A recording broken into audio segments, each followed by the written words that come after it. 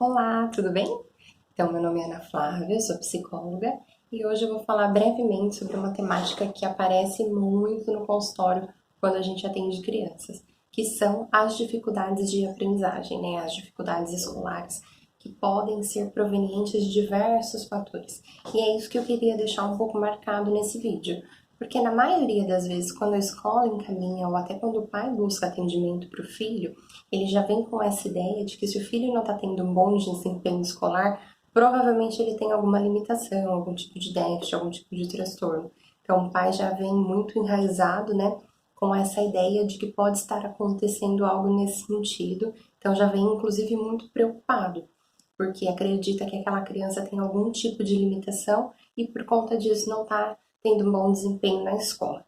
E na realidade, as dificuldades escolares, elas podem ser provenientes de diversos fatores, que não só as questões propriamente cognitivas. E esses fatores, eles muitas vezes estão muito entremeados, então a gente precisa de uma avaliação bem específica, de um cuidado, de uma atenção, para poder identificar o que está acontecendo pontualmente com aquela criança que ela não está conseguindo aprender. Então a gente tem que ter sempre em mente de que cada criança é um indivíduo único, que não existe, por mais que existam similaridades, cada criança é um indivíduo único, então a gente tem que olhar para aquela especificidade, entender dentro daquele contexto por que aquela criança não está conseguindo aprender. E aí eu separei, né, alguns tópicos. Então a gente pode separar, né, digamos assim, essas dificuldades em três grandes tópicos. Então pode ser proveniente de dificuldades ou de fatores cognitivos. Então a criança que por alguma razão tem algum tipo de dificuldade cognitiva, algum tipo de rebaixamento cognitivo, algum tipo de transtorno que dificulta a decodificação dessas informações, então dificulta que o cérebro entenda essas informações, processe essas informações. Então, todos esses fatores cognitivos, eles podem estar envolvidos. Os fatores cognitivos, eles abrangem a audição, então a criança tem que ter uma boa audição, ela tem que ter um bom processamento auditivo, ela tem que ter uma boa visão, uma boa decodificação dessa visão.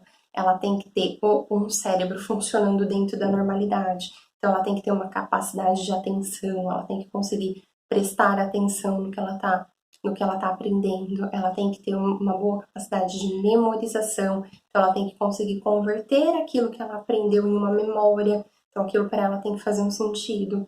E ela tem que ter, né, dentro de tudo isso, as habilidades de controle. Então, as funções executivas também têm que estar boas. O que são funções executivas, né? Então, ela tem que ter um controle inibitório, que é essa capacidade de selecionar o estímulo. Então, agora eu vou prestar atenção no professor. E aí você isola todos os outros estímulos ambientais. Ela tem que ter essa capacidade de fazer essa seleção e de não se atentar às outras coisas. Então, tudo isso tem que estar funcionando em conformidade para a criança ter uma boa predisposição para aprender, para ela estar preparada para aprender novos conceitos. Quando existe alguma dessas coisas que não está funcionando tão bem, isso pode dificultar a aprendizagem. Então, esse seria um que está englobado nos fatores cognitivos. Depois a gente tem os fatores emocionais. Muitas vezes as pessoas não fazem essa correlação. Então a gente, na maioria das vezes, eu falo inclusive a escola, não faz essa correlação de que a emoção e a aprendizagem caminham muito juntas. Eu vi recentemente uma palestra que o palestrante falava que a emoção é a cama onde a cognição se faz, né? Então, se você não tiver um emocional preparado, ou se você não tiver um emocional relativamente saudável, você não consegue estar pronto, estar predisposto para aprender. Às vezes você fica nesses conflitos internos tão repetidamente que não sobra predisposição para você aprender, então não sobra energia psíquica para você desenvolver, para você desprender nessa parte da aprendizagem. Então a emoção ela é muito importante. A emoção ela envolve, né, fatores do próprio indivíduo, então pode ser que existam questões internas do próprio indivíduo que não estão tão bem elaboradas, e ela pode envolver também questões sociais, que aí poderiam ser questões familiares ou questões na própria escola. Então essa criança, né, que muitas vezes tem alguma dificuldade com os outros coleguinhas ou uma má adaptação à escola, tudo isso a gente pode englobar nesses fatores emocionais e isso também pode interferir na aprendizagem. Então, uma criança que não se adaptou àquela escola, ou que não fez um bom vínculo com o professor, com os coleguinhas, ela não tem tanto interesse em ir para a escola, ela não se sente tão confortável na escola. Isso tudo pode sim atrapalhar também a aprendizagem. Então, os fatores emocionais, eles são importantíssimos de ser avaliados quando a gente está trabalhando com questões de dificuldade de aprendizagem, porque são coisas que têm tudo a ver. Então, a gente precisa sim entender muito bem como é que está o desenvolvimento emocional dessa criança, como é que está a relação dessa criança com essa família, com esse ambiente social, para poder descartar essa possibilidade também. Ou se no caso for realmente essa questão, poder fazer a intervenção adequada para que isso melhore, para que essa criança consiga evoluir nesse quesito. E um outro fator também que às vezes ele é desconsiderado são fatores institucionais, né?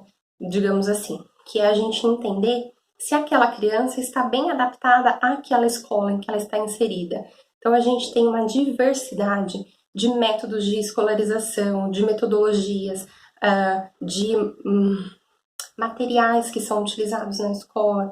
E às vezes aquela criança não está bem adaptada ou aquela criança não está conseguindo se desenvolver bem naquela determinada instituição que tem todos esses critérios ou que tem esse tipo de metodologia, e pode ser que em uma outra instituição ela se desenvolva muito bem.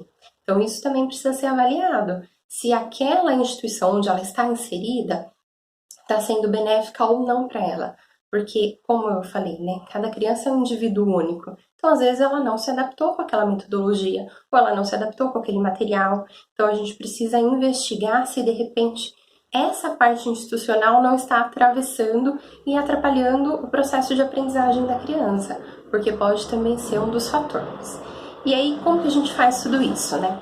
A primeira possibilidade é um psicodiagnóstico bem feito. O psicodiagnóstico, eu acho que ele é importantíssimo em todo atendimento de criança, porque é quando você conhece a história da criança, você conhece a família, em muitos casos você conhece também a escola onde aquela criança estuda, e você faz toda uma investigação de como que tá a vida dessa criança, como é que estão as relações dessa criança, para você poder levantar hipóteses do que pode estar acontecendo para que ela esteja desenvolvendo e apresentando aquele sintoma.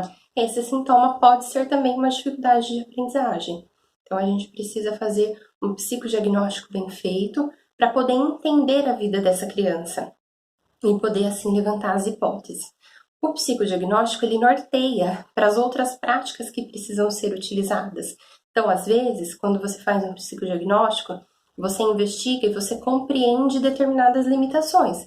E aí você lança a mão, né, de uma avaliação neuropsicológica para entender como é que está o funcionamento cognitivo dessa criança. Muitas vezes você precisa encaminhar para um fonoaudiólogo ou para um otorrino para eles poderem ver como é que está o processamento auditivo. Então, através de um psicodiagnóstico bem feito, a gente consegue nortear as outras práticas que precisam ser utilizadas, os outros profissionais muitas vezes que vão precisar ser envolvidos para que o desempenho dessa criança melhore, né, para que ela consiga obter sucesso na parte da escolarização. Então, o principal, primordial, é um psicodiagnóstico bem feito.